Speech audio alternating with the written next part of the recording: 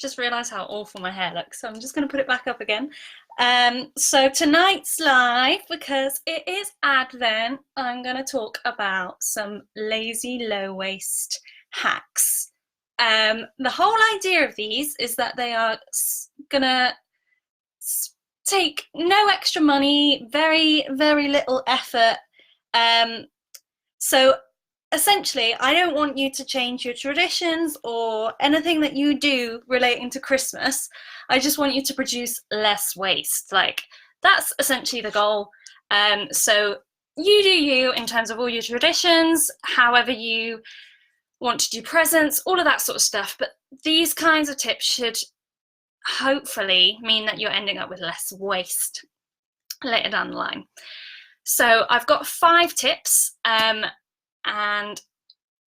yeah, you should be able to implement these with basically very minimal effort.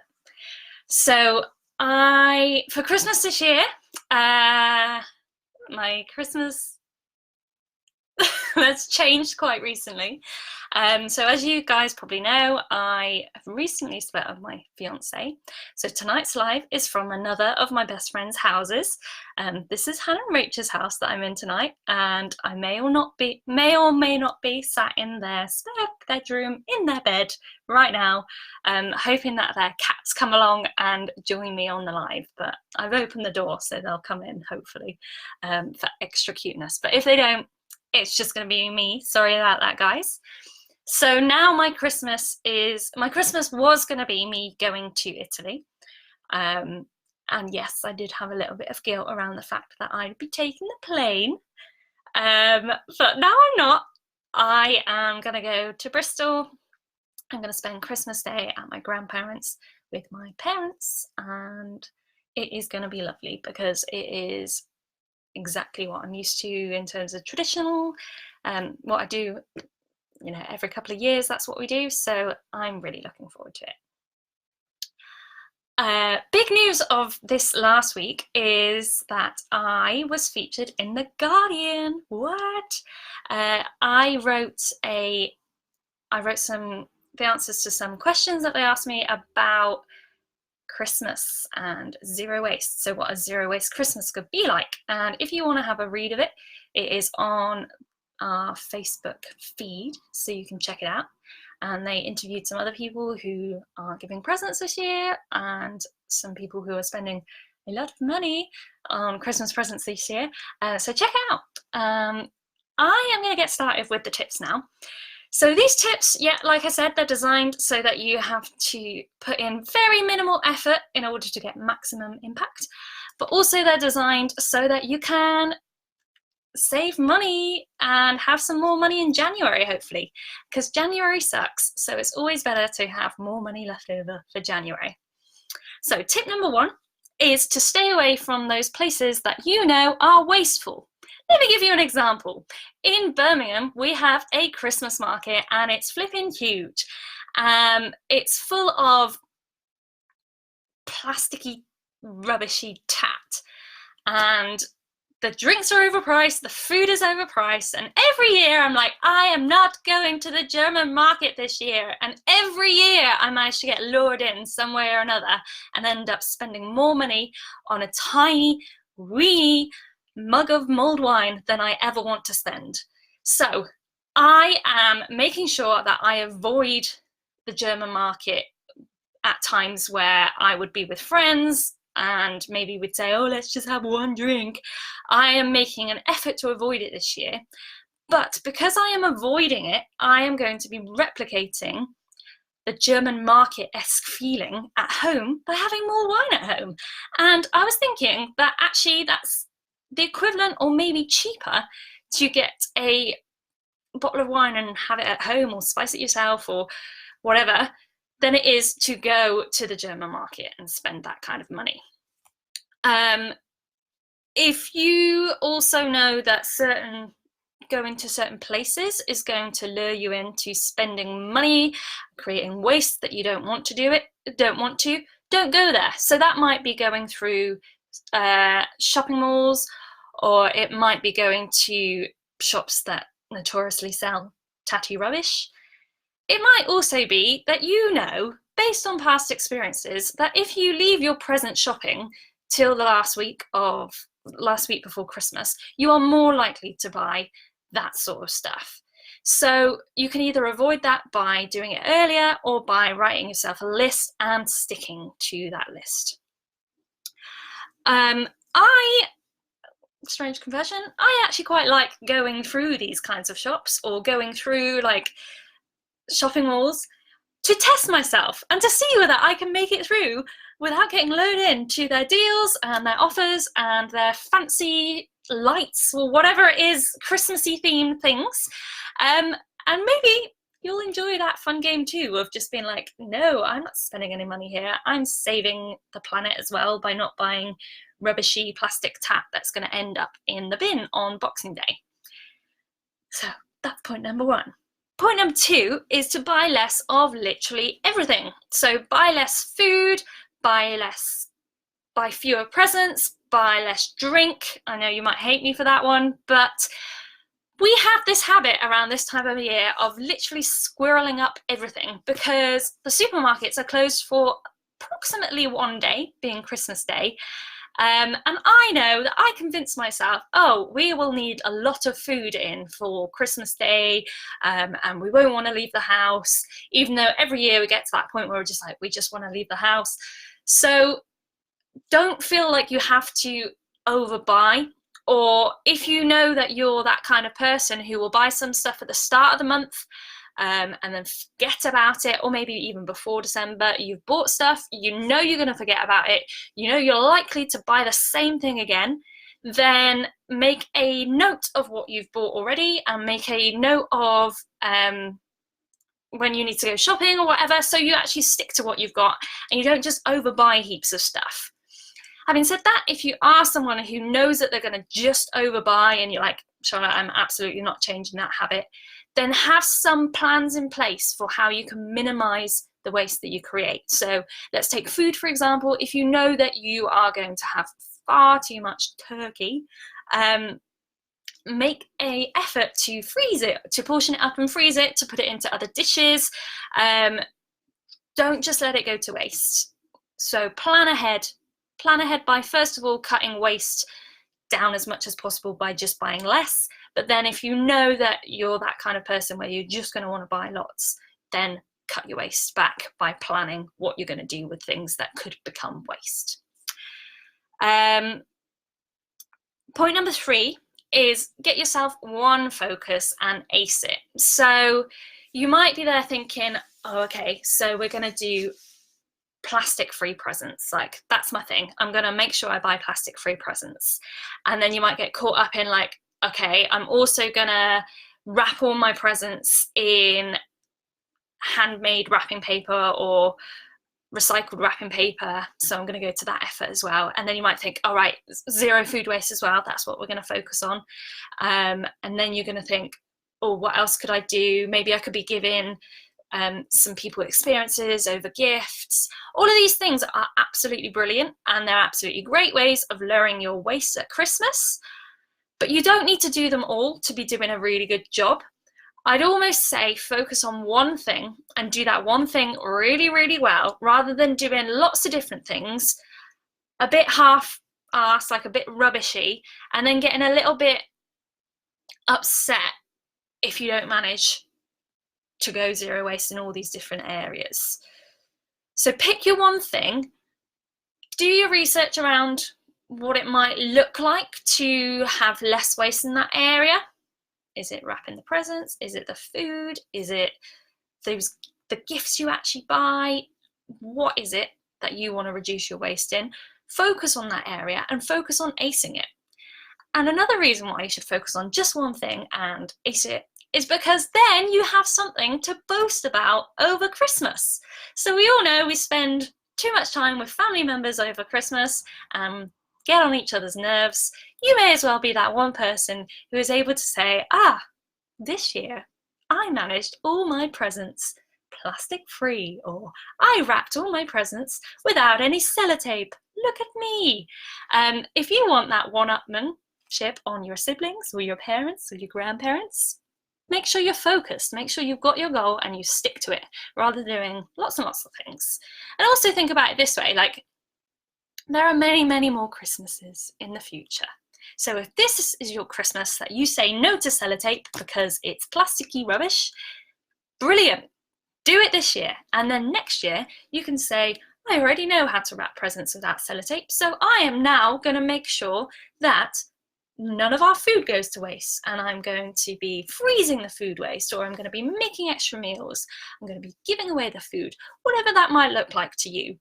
Do it bit by bit. It's literally the same as when you go zero waste. When you start lowering your waste, you don't want to do everything at once. You want to have a plan, and you want to have it so it's achievable, so you can tick it off, so you can give yourself that satisfaction of being like, yeah, I set out to achieve something, I achieved it, what a win. You don't want to be the one who's like going around in circles being like, I'm not achieving what I set out to achieve, I feel really shit, sorry, I swore.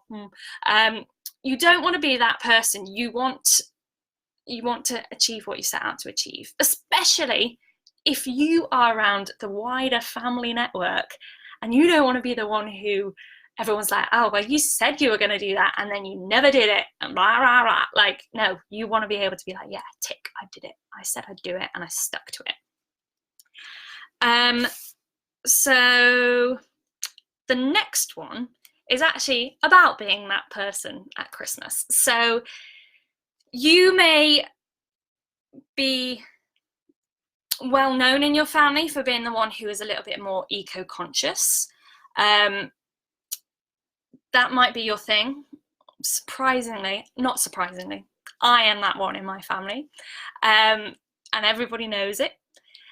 But set out your intentions early to avoid awkwardness. So if you are going to be that person, if you are going to say, like, just to give you another example, if you are going to have a party around your house and you know that you don't want people to be bringing like nibbles and snacks that are in wrappers, maybe like Pringle pots, or maybe like crisp packets, big crisp packets. If you know that that sort of stuff is going to upset you, set your intentions early and let people know that.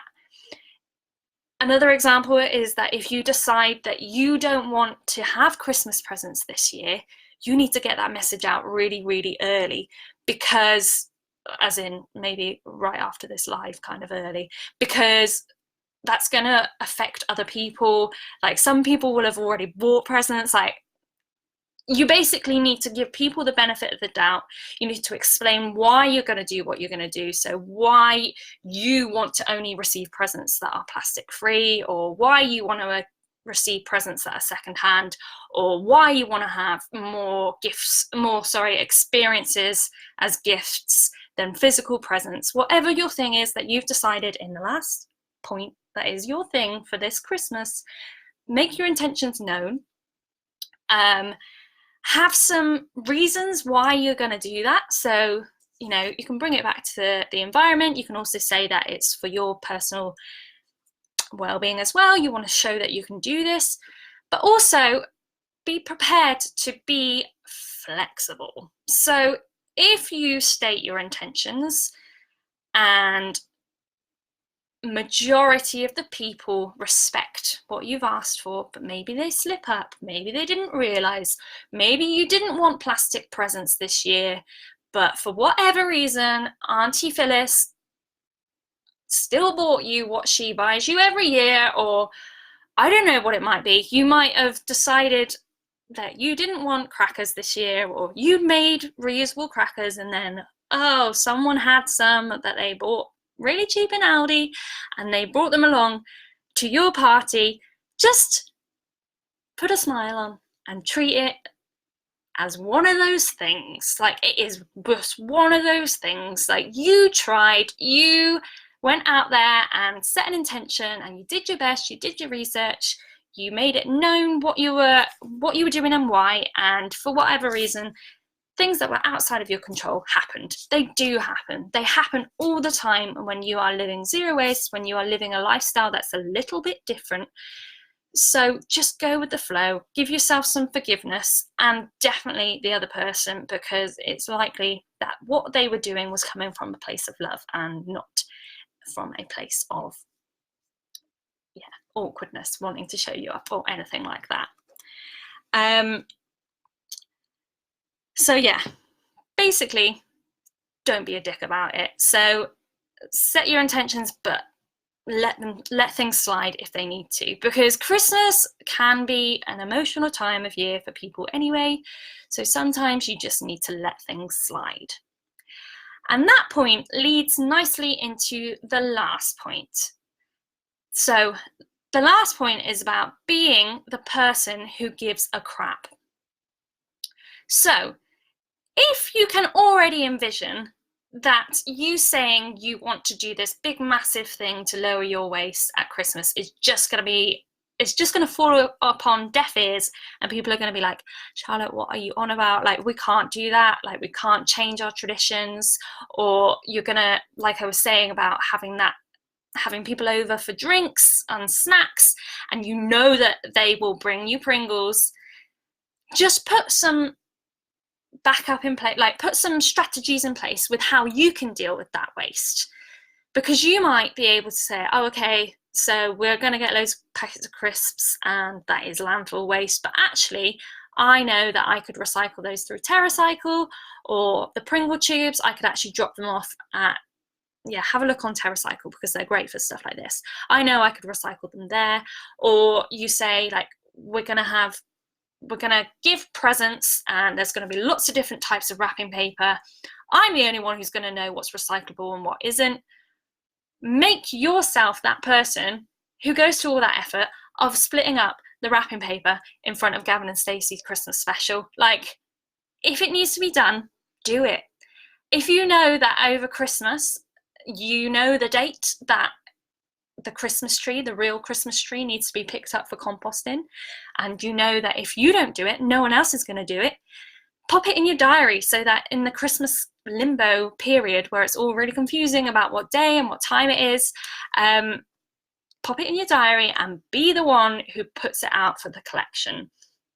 Like, it's all about, basically, as much as these hacks are lazy hacks, this one is really about letting other people be lazy, and you taking the extra pressure off them. So you saying, like, oh, okay, I'm the one who's got a little bit more knowledge here about what is recyclable, what isn't recyclable, and doing it for them. Like, spread a bit of Christmas cheer and be the one who,